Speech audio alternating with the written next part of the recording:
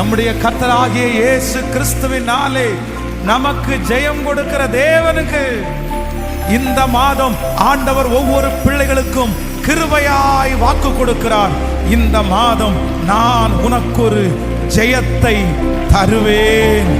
எந்தெந்த இடத்திலே தோற்று போய் நிற்கிறீர்களோ கர்த்தர் வாக்கு கொடுக்கிறார். அந்த இடத்திலே நான் உன்னை ஜெயிக்க பண்ணுவேன். உன் நண்பர்களுக்கு முன்பாக நான் உன்னை ஜெயிக்க பண்ணுவேன். சொந்தங்களுக்கு முன்பாக உன்னை நான் ஜெயிக்க பண்ணுவேன். சுற்றி இருக்கிற ஜனங்களுக்கு முன்பாக நான் உன்னை ஜெயிக்க பண்ணுவேன். நீ தோற்று போன ஒருவன் அல்ல, நீ தோற்று போன ஒருத்தி அல்ல. கர்த்தர் வாக்கு கொடுக்கிறார். அநேகருடைய கண்களுக்கு முன்பாக நான் உன்னை ஜெயிக்க பண்ணுவேன். ஆண்டவரே, நான் என்றைக்கு ஜெயிப்பேன்? ஆண்டவரே, நான் ஜெயிக்க முடியுமா? அப்படி எதிர்பார்த்து கொண்டிருக்கிற ஒவ்வொருத்தருடைய கரத்தையும் பிடித்து கர்த்தர் வாக்கு கொடுக்கிறார்.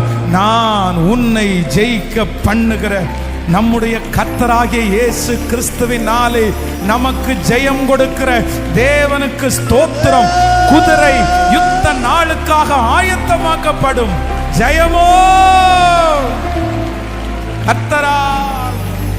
ஜெபிக்கிற தகப்பனே, இன்றைக்கு இந்த வார்த்தையை கேட்டுக்கொண்டிருக்கிற பிள்ளைகளுக்காக ஸ்தோத்திரம்.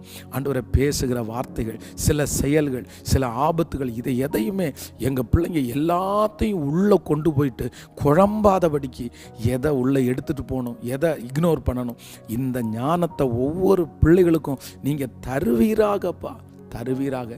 இந்த நாள் உடைய பிள்ளைகளுக்கு ஆசீர்வாதமாக இருக்கட்டும் ஐயா. இந்த நாளில் உங்கள் பிள்ளைங்க அனுப்புகிற இந்த ஜெப குறிப்புகளுக்கு ஒரு பதிலை கொடுங்க ஆண்டவரே. இந்த 100 நாளைக்குள்ள ஒரு அற்புதம் எங்கள் பிள்ளைகளுக்கு நடக்கட்டும் ஐயா.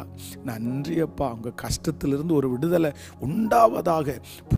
இந்த ஊழியத்தை தாங்குகிற ஜெபிக்கிற ஒவ்வொரு பிள்ளைகளையும் ஆசீர்வதியும். கிருபை தாங்கட்டும் இயேசுவின் மூலம் பிதாவே. ஆமென், ஆமென். God bless you. ஆண்டவர் உங்களை ஆசீர்வதிப்பார்.